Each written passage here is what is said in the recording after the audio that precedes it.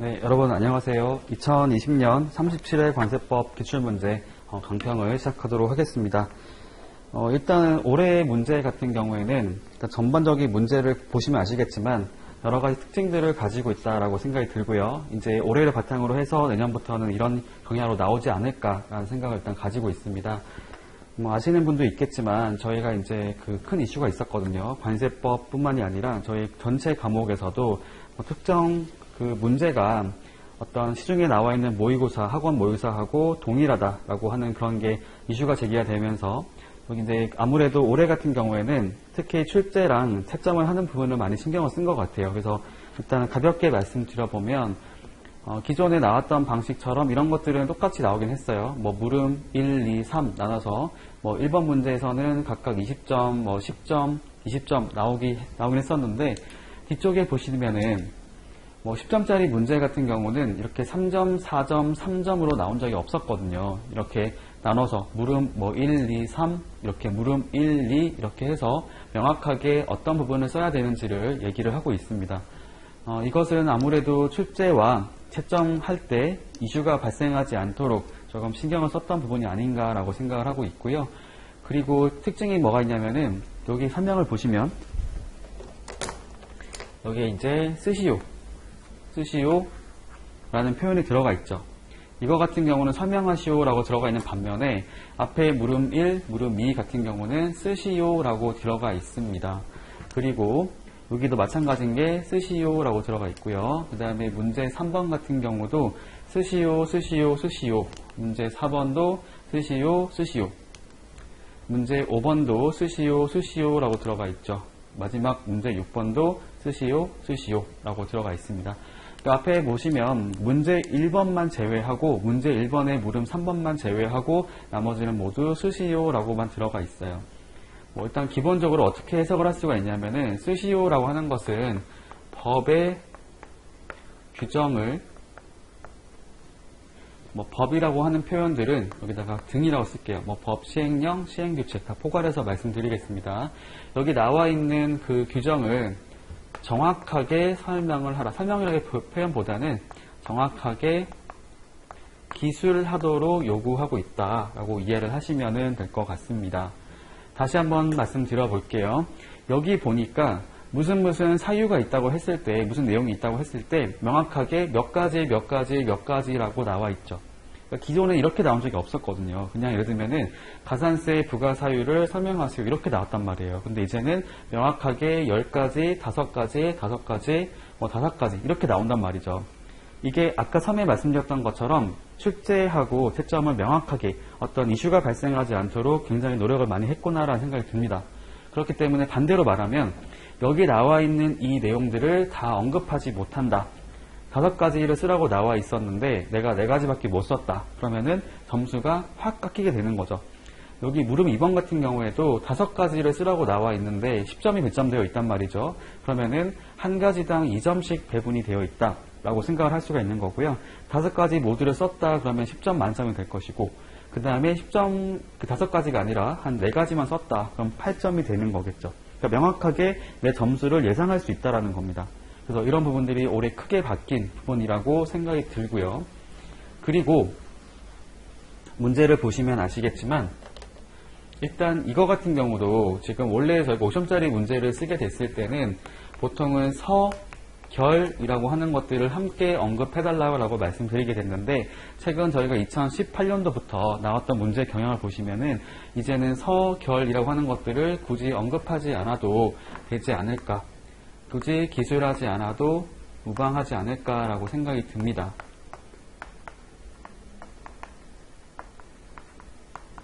왜냐하면 명확하게 점수가 들어가 있기 때문이죠. 물음 1번에 20점 들어가 있고 10점 들어가 있고 2점이 들어가 있기 때문에 이거 다 더하면 5점이 된단 말이죠. 그래서 이거 외에 나머지 서라든지 결에서 점수를 부여할 그런 명분이 없습니다. 그런 게 없기 때문에 이것만 가지고 점수를 얻으면 되겠구나 라고 생각을 하시면 되겠고요.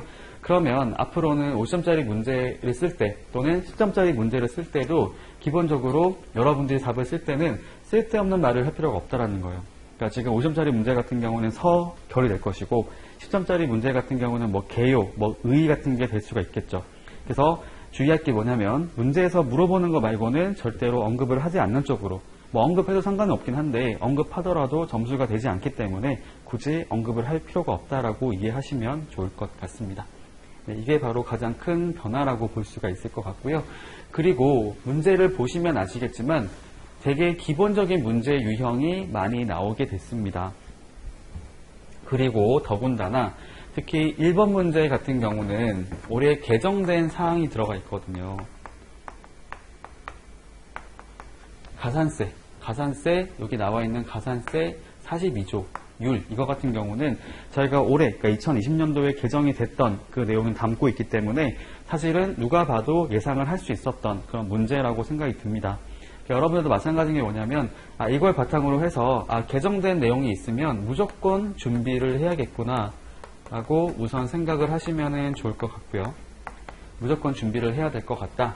그리고 여기 출제되는 내용을 보니까 무슨 사유 10가지 쓰시오, 5가지 쓰시오라고 나와 있기 때문에 앞으로 여러분들 공부를 하실 때는 여기 나와 있는 그 내용 정리를 할 때는 두루뭉실하게 정리하는 것이 아니라, 예를 들면 무슨 사유를 쓴다고 했을 때는 그 무슨 사유에 대해서는 뭐뭐 등 이렇게 쓰는 것이 아니고 명확하게 5가지면 5가지, 10가지면 10가지 이렇게 나눠가지고 순서를 매겨가지고 답안을 작성하는 연습을 평소에 해야 될 것 같다라고 말씀을 드립니다. 사실은 이 강평을 하는 이유는 지금 내용 전체에 대해서 답을 알려드린다라고 하기보다는 여러분들이 혹시라도 이번에 시험이 안 되는 분이 있다고 했을 때는 다음번에 어떻게 준비하는 것이 좋겠다라는 생각으로 좀 보시면 좋겠다라고 생각이 들어서 그렇게 말씀을 드리는 거고요. 아무래도 이렇게 문제가 나오면 앞으로 여러분들이 이제 그 경쟁하시는 분들, 그러니까 시험을 보시는 분들은 더 긴장을 하셔야 될 것 같아요. 조금 더 문제 자체가 어렵지 않게 나오게 됐고, 그 다음에 나왔던 문제의 내용 자체도 딱 명확하게 몇 가지를 쓰라고 나와 있기 때문에 내가 정확하게 암기가 되어 있지 않다. 기존에 공부를 할 때는 목차 중심으로 해가지고 좀 두루뭉실하게 뭐뭐 등 이렇게 표현을 쓰면서 공부를 했었다라고 한다면은 올해는 큰 낭패를 당하지 않을까라는 생각이 들기도 합니다. 그래서 앞으로 공부하실 때는 준비하시는 분들은 그런 것들을 생각을 해서 일단 무조건적으로 암기를 잘 해야 되겠구나 라고 생각을 하시고요. 암기를 할 때도 여기 나와 있는 것처럼 명확하게 이렇게 구분을 해가지고 정확하게 암기를 해야 되겠구나 라고 생각하시면 좋을 것 같습니다. 첫 번째 보니까 가산세 부가사유 10가지 쓰라고 나와 있게 됐네요. 제가 총평이라고 해가지고 제가 학원 그 홈페이지에 올려드린 게 있는데요. 여기 보니까 이제 가산세 부가사유라고 하는 것들이 10가지 쓰라고 나와 있기 때문에 여기 첫 번째 보면은 신고납부 불성실 가산세, 즉 법제 42조 같은 경우에 1항, 2항, 3항이 나오게 되죠. 그래서 두 번째 같은 경우는 저희가 과소신고 가산세라고 해서 표현을 쓰고 있긴 하지만 기본적으로 말씀드려보면은 그렇죠, 말 그대로 과소신고 했을 때 발생되는 세금, 가산세에 나오게 되고, 세 번째 같은 경우는 이제 무신고 가산세라고 해가지고요, 수입 신고를 하지 않고 수입된 물품에 대해서 부과되는 가산세가 나와 있습니다. 이거 같은 경우는 기본적으로 저희가 밀수라고 하는 거 하고요. 그 다음에 특성업체 같은 경우는 목록 통관이라고 하는 것이 있어가지고 그런 거 통해서 물건이 수입이 됐다라고 했을 때도 나중에 그 가격에 문제가 있다고 했을 때는 이거에 대해서는 부족세액에 대해서 가산세를 부과할 수 있는 부분이 나오게 되죠. 그런 내용도 들어가 있게 되고요. 그 다음에 재수출 면세 같은 경우도 이행하지 않게 됐을 때 가산세 발생을 하죠. 이거 두 가지가 있잖아요. 재수출 면세와 재수출 감면세. 그 다음에 수입 반송신고 지연 가산세. 이거 같은 경우는 그 입항지에 있는 보세 창고, 즉 관세청장이 지정하는 보세 구역에다가 물품이 반입이 됐을 때 반입된 날 또는 장치된 날부터 30일 이내에 수입 신고를 하지 않거나 반송 신고를 하지 않게 됐을 때는 그 신고를 하지 않았던 기간에 대해서 이렇게 지연 가산세라고 하는 것들이 부과가 되게 되죠. 그것은 기본적으로 이제 원활한 물류 흐름을 위해서 이제 들어가 있다고 보시면 됩니다. 입항지 쪽에서 계속해서 장치를 하고 있으면 다른 물품들이 들어오지 못하기 때문에 이런 것들을 빨리 반출해서 사용할 수 있도록 해가지고 수입을 하든지 반송을 하든지 해서 이렇게 물건을 가져가라 라고 얘기하는 형태로 들어가게 되는 거죠. 그 다음에 이제 휴대폰 신고 불이행 가산세, 이사물품 신고 불이행 가산세, 이런 것들이 들어가게 되고요. 그 다음에 수입 반송 신고 지연 가산세 같은 경우는 연속 통관 물품이라고 해서 이렇게 구분이 어려운 것들, 연속해서 이렇게 통관이 되는 물품의 경우에도 똑같은 규정이 나와 있죠. 그 다음에 즉시 반출 물품 신고 불이행 가산세 같은 경우에는 저희가 수입 신고 전에 즉시 반출 신고를 하는 경우에는 반출되고 나서 10일 이내로 이렇게 수입 신고를 하게 되어 있는데 그 기간 안에 수입 신고를 하지 않게 됐을 때는 가산세라고 하는 것들을 별도로 부과를 하게 되죠. 그 내용까지 해서 10가지를 언급하시면 됩니다. 여기 보니까 지금 10가지를 그냥 쓰시오라고 나와 있기 때문에 여러분들이 방금 말씀드렸던 각각에 대한 내용들을 굳이 다 내용들을 설명할 필요가 없어요. 그냥 무슨 불이행 가산세가 있다, 무슨 가산세가 있다 이렇게만 언급하시면 됩니다. 되게 심플한 거죠. 내용 자체가 여기 나와 있는 것처럼 설명을 요구하는 것이 아니기 때문에 그냥 사유만 언급하시면은 그 자체로서 점수를 얻을 수가 있다라고 보시면 됩니다. 아마도 가산세 부과 사유 10가지이기 때문에 10점이 배점되어 있을 것 같고요. 가산세 감면 사유 같은 경우에도 5가지이기 때문에 5점 배점되어 있을 것 같고 가산세율 같은 경우는 3가지에 대해서 5점을 배분하지 않았을까. 그래서 10점, 5점, 5점 더해서 20점이 들어가는 게 아닐까라고 생각을 하고 있습니다. 그 다음에 두 번째, 가산세율을 보게 되면 첫 번째가 이제 일반적인 경우라 보시면 되죠. 저희가 알고 있는 신고 불성실, 그 다음에 납부 불성실이라고 하는 것이 있는데 납부 불성실 같은 경우에는 이번에 개정이 됐죠. 개정이 되면서 납부 지연 가산세라는 항목으로 들어가게 됐습니다. 그러니까 기존에는 저희가 신고 불성실, 납부 불성실, 그리고 가산금이라고 하는 제도가 있었는데 얘는 똑같이 가게 됐죠. 신고 불성실로 가게 됐지만 남아있지만 지금 납부 불성실하고 가산금의 경우는 납부 지연 가산세라는 것으로 통합이 돼서 운영이 되고 있습니다. 그죠? 그렇게 이해를 하시면 좋을 것 같고요. 여기서도 가산세율 같은 경우는 42조 1항부터 4항까지를 언급하는 문제가 됩니다. 여기 그 답이 나와 있죠. 여기 보시면 부족세액의 100분의 10, 그러니까 일반적인 경우 1항을 말을 하는 거고요. 그 안에 밑에 봤더니 아까 말씀드린 것처럼 납부 불성실에 대한 부분하고 그 다음에 기존의 가산금이라 불렀던 그 내용까지 함께 합쳐져서 내용이 구성이 되어 있습니다. 그 다음에 두 번째 같은 경우는 부당한 방법으로 신고하는 경우가 나와 있는 거죠. 42조 2항 같은 경우는 부정한 방법, 부당한 방법으로 관세를 탈루할 목적으로 이렇게 부족하게 신고한 경우에는 40%라고 하는 것으로 해서 신고 불성실을 되게 높게 이렇게 부과하고 있습니다. 그 내용들도 사실은 내용이 앞에 나와 있는 거랑 동일하죠. 42조 1항과 동일하기 때문에 일단은 다른 부분만 언급을 하고 나머지 경우는 위에 나왔었던 무슨 금액을 그대로 준용한다, 따른다 라고 언급하셔도 되는 문제였습니다. 답을 쓰실 때 42조 같은 경우는 어쨌든 1항하고 2항하고 겹치는 게 많기 때문에 1항은 다 풀로 쓰시고요. 2항 같은 경우는 신고 불성실만 차이가 있다는 것만 언급하시면 되겠고 3항 같은 경우에도 사실상 앞에 나왔었던 내용하고 유사한 부분이 굉장히 많잖아요. 그 내용들 바탕으로 해서 답안을 작성하시면 될 것 같다는 생각이 듭니다. 무신고 가산세 같은 경우에는 이제 기본적으로 100분의 20이죠. 신고 불성실 가산세가 10%가 아니라 20%라고 기재가 되어 있습니다. 그 다음에 가산세 감면 사유 같은 경우도 저희가 42조의 2 쪽에 나와 있게 되죠. 42조의 2에 나와 있게 되는데 여기 보니까 감면 사유라고 하는 것들이 한두 가지가 아니라 되게 많이 들어가 있었거든요. 거기 안에 보면은 전부 감면되는 경우하고 일부가 감면되는 경우로 구분이 되어 있는데 그 내용을 보다 보니까 처음에 고민했던 게 뭐냐면 이게 전체 42조 전체 금액, 그러니까 1항에 들어가 있었던 1호와 2호에 해당되는 모든 가산세를 전부 감면해주는 제도가 5가지가 되는지 봤는데 4가지밖에 안 되거든요. 그래서 그걸 물어보는 것이 아니다 라고 생각하시면 좋을 것 같고요. 전체적인 가산세 내용 중에서 사유 중에서 5가지만 언급을 하면 된다라고 생각을 하시면 좋을 것 같습니다. 그 내용들이 이제 전부 감면 4가지, 일부 감면 4가지 해서 규정이 되어 있었고요. 그 다음에 담보 제공 사유와 담보의 종류 5가지를 각각 쓰시오라고 들어가 있는데요. 이거 같은 경우는 사실 담보 제공 사유라고 하는 것들이 이렇게 무슨 조항 1호 해가지고 딱 묶여있는 게 아니라는 거죠. 그렇죠? 여기저기 흩어져 있는 그런 규정들을 이렇게 같이 모아서 언급을 해야 되는 부분이기 때문에 평상시에 이런 것들을 준비하지 않았다라고 했을 경우에는 좀 어려움을 느낄 수 있었던 문제라고 생각이 드는데 어쨌든 전체 사유 중에서도 5가지만 언급하면 되는 것이었기 때문에 뭐 그렇게 어렵지는 않았을 것 같다라고 생각을 하고 있습니다. 뭐 기본적으로 여별납부를 승인하는 경우를 포함해서 뭐 기한의 연장, 체납처분 유예, 뭐 등등등 여러 가지가 나오게 되죠. 그 다음에 담보의 종류 같은 경우에도 기본적으로 7가지가 들어가게 되잖아요. 금전부터 해가지고 국채 또는 지방채 뭐 등등등 여러 가지가 나오게 되는데 여기서는 일부러 점수를 딱 똑같이 맞추기 위해서 10점으로 맞추기 위해서 아마 5가지 해서 5점, 5점 배분을 하지 않았을까라고 생각이 들고 있습니다. 그 다음에 마지막 물음 3번 같은 경우는 채권 확보를 위한 제도적 장치라고 얘기했는데요. 앞에 표현을 보니까 기타라고 나와 있어요.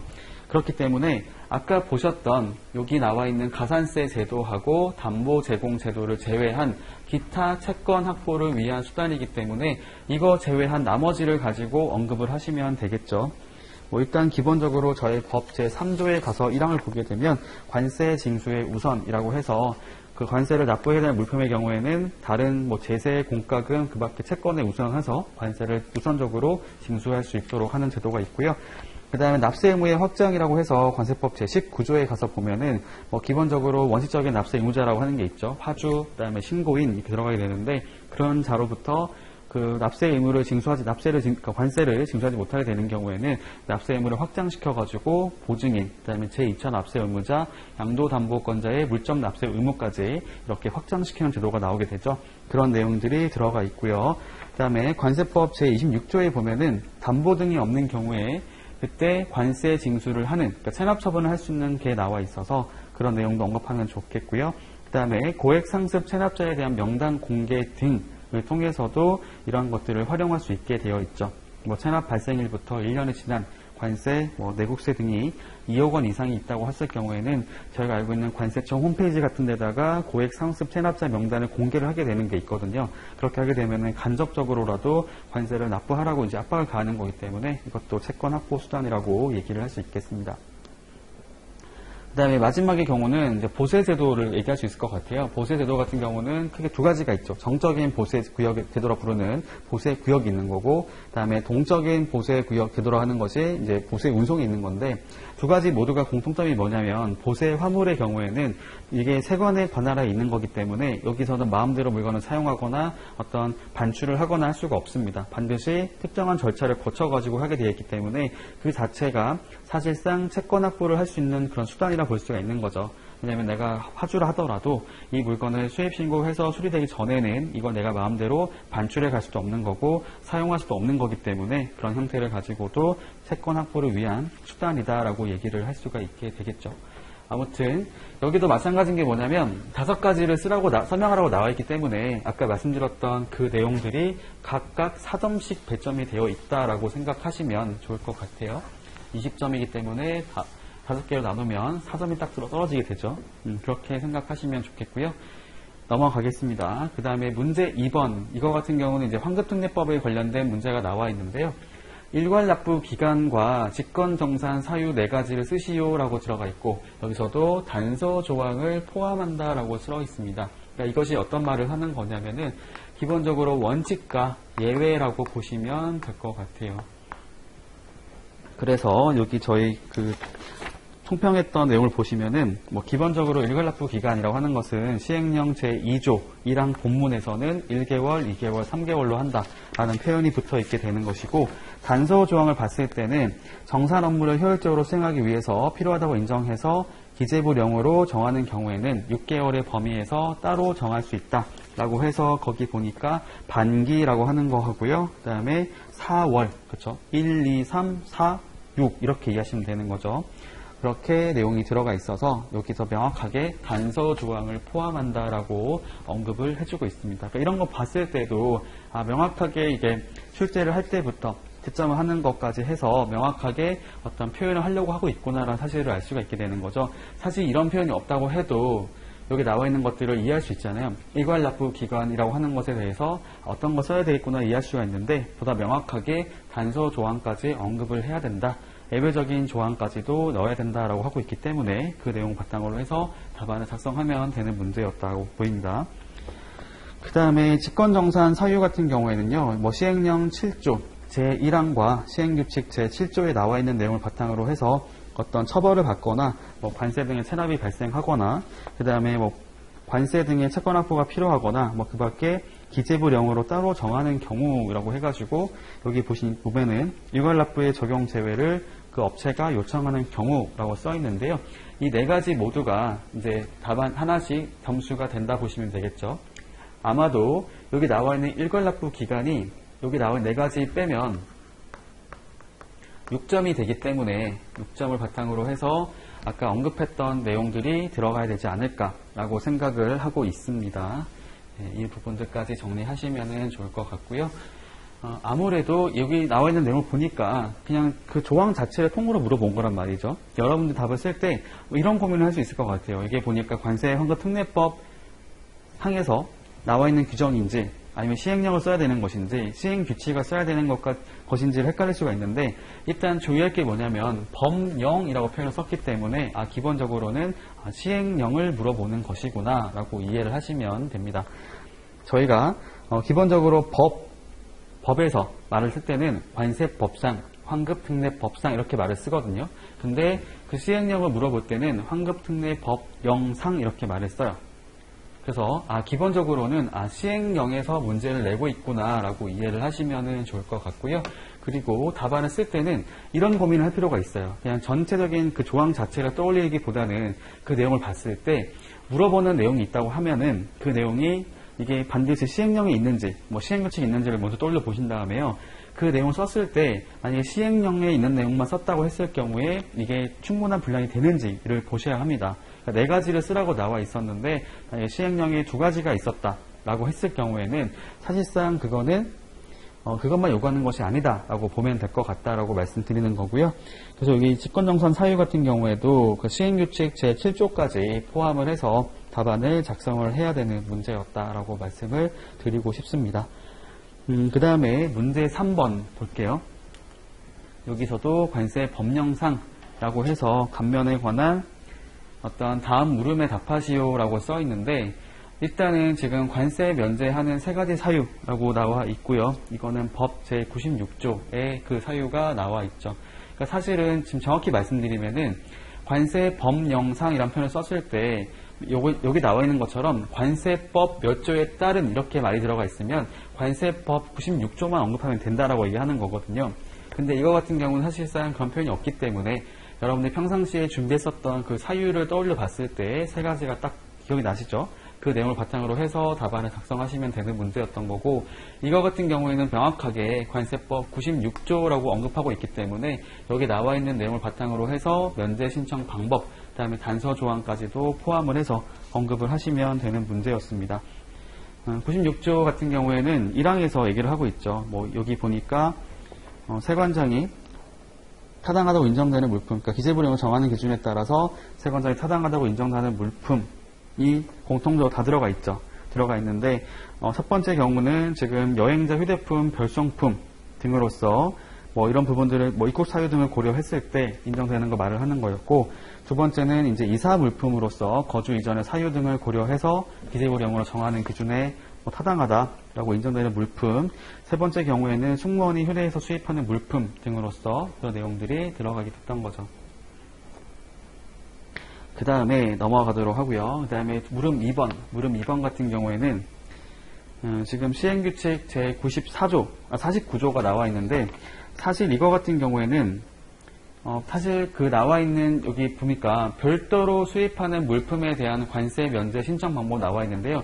이게 지금 처음에 봤을 때는 관세법 96조만 떠올릴 수가 있는데 이 내용 자체가 여기 나와 있는 별도로 수입하는 물품에 대한 관세 면제 신청 방법이 시행 규칙에 나와 있었기 때문에 그 내용을 바탕으로 해서 답안을 작성해야 되는 내용이었다라고 말씀을 드립니다.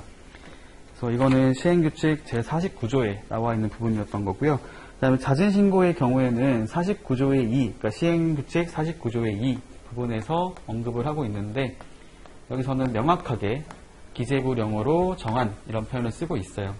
그러니까 사실은 여러분들이 봤을 때 문제를 보면 일단 문제에서 말하고 있는 그 내용이 정확하게 어떤 걸 의도하고 있는지를 파악하는 게 제일 중요하고요. 그 다음에 공부했던 내용을 바탕으로 해서 지금 물어보는 내용이 이거 같은 경우 사실은 그 시행규칙이라든지 뭐 기재부 이런 편이 없잖아요. 그렇다 하더라도 내가 평상시에 공부했던 내용을 생각해 보니까 여기서 별도로 뭐 정하고 있는 심사 방법이 시행 규칙에 있었다라고 한다면은 그거를 이제 물어본다라고 생각하시면은 될 것 같습니다.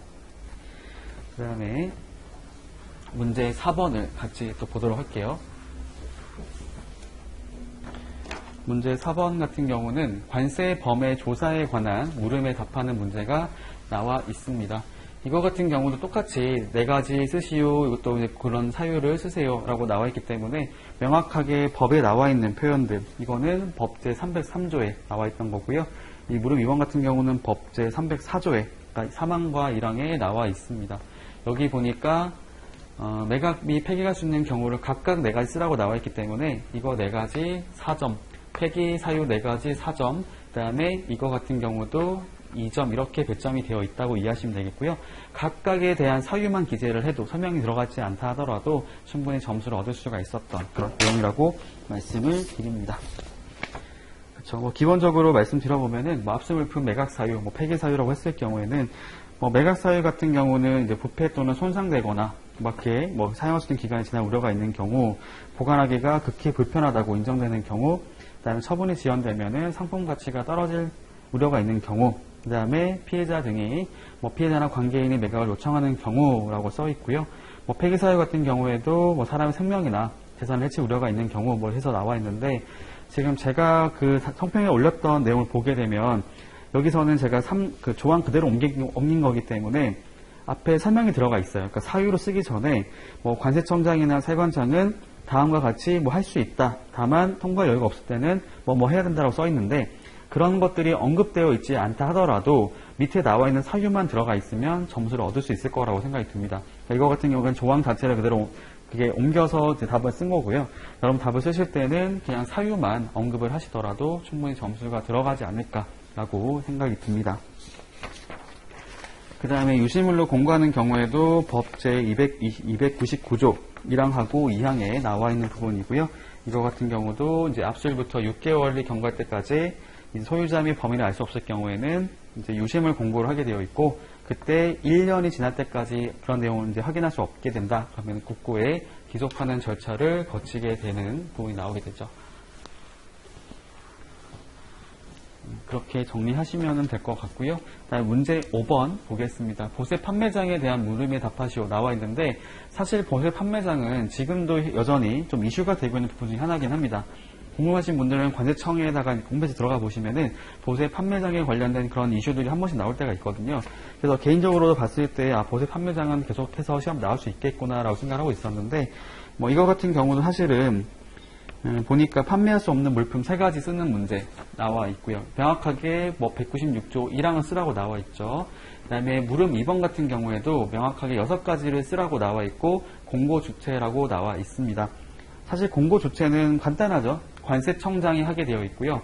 뭐 홈페이지 등에 공개하게 되어 있고, 그 다음에 공고해야 되는 사항 6가지는 뭐 특허의 신청 기간하고 뭐 절차, 뭐 장소 등에 관한 사항들, 그 다음에 특허의 신청 자격, 특허 장소, 뭐 특허 기간, 그 다음에 뭐 평가 기준, 그 밖에 필요한 사항에 대해서 이렇게 6가지가 나와 있긴 한데, 뭐 이런 내용들을 언급을 할 때도 일단 기본적으로 여기 나와 있는 그 조항에 따라서, 그렇죠? 여기 보니까 190 192조의 5, 그 다음에 그 내용을 바탕으로 하면 되고, 그 다음에 위에 나와 있는 것들은 수출입 금지 물품, 그 다음에 뭐 마약류 등에 따라서 규제가 되는 물품들, 그 다음에 총포, 도검, 하약류 등에 따라서 규제되는 물품들, 이런 것들은 보세 판매장에서 판매를 할 수 없도록 하는 3가지가 들어가 있게 되죠. 그러니까 내용 자체를 보시면 아시겠지만 이번에 나왔던 문제 유형 자체가 그냥 통째로 암기를 요구하는 문제가 많이 나왔습니다. 그래서 이거에 대해서는 부연 설명을 할 필요가 없다라고 말씀드리는 거죠. 왜냐하면 쓰시오라고 써있기 때문에, 명확하게 몇 가지를 쓰시오라고 나와 있기 때문에 이거에 대해서는 부연 점수가 없다라고 이해하시면 될 것 같고요. 그냥 단순하게 그 암기한 내용만 언급하더라도 충분히 점수가 나올 수 있다라고 생각이 듭니다. 마지막으로 통관 절차 등에 대한 국제협력에 관한 물음 나와 있는데, 사실 이거 같은 경우에는 그렇게 많이 준비를 하지 않았을 거라고 생각이 들어요. 특히나 여기 나와 있는 그 위원회에 관련된 문제들은 누구나 예상할 수 없었던 문제이기 때문에 사실상 이 3점 자체는 크게 저희 합격 여부를 가리는 데는 크게 영향을 미치지 않을 것 같다라는 생각이 듭니다. 그렇죠. 여기 보니까 이제 법 240조의 4 부분에서 여기 이것까지가 나와 있어요. 여기 보면은 뭐 기본 방향에 관한 사항부터 해가지고요. 환경 조성, 그다음에 뭐 국제 협력에 관한 사항, 뭐 등등등 이것까지가 나와 있는데 각 하나씩 1점씩 배분이 되어 있다라고 이해하시면 될 것 같고요. 그다음에 심의 사항 3가지라고 나와 있는데 일단은 그 시행령 245조의 1항을 보시게 되면 4가지가 나오게 되는데요. 맨 마지막에 있는 것들은 그 밖에라고 말을 쓰고 있었기 때문에 이것만 빼고 나머지 3가지 쓰게 되면 이렇게 3가지가 나온다라고 생각하시면 될 것 같습니다.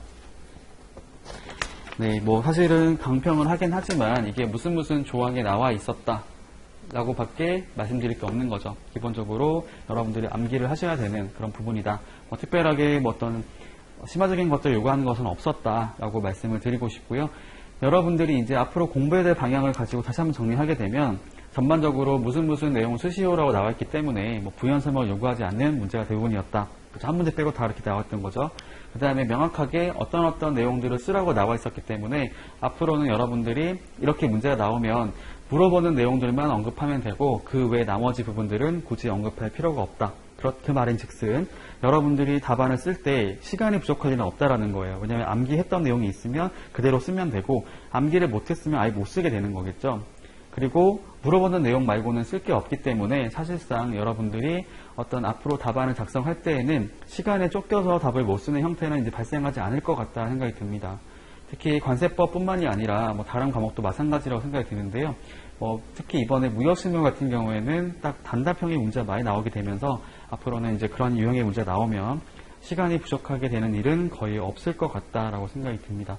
그래서 앞으로 종합해서 말씀드려보면은 여러분들이 공부를 하실 때 앞으로 공부하는 방식은 크게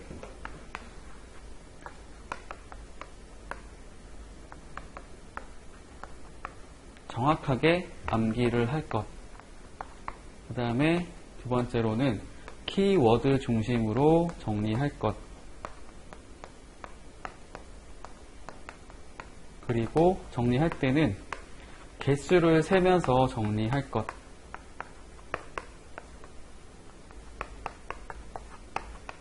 네, 이렇게 말씀을 드리고 싶습니다.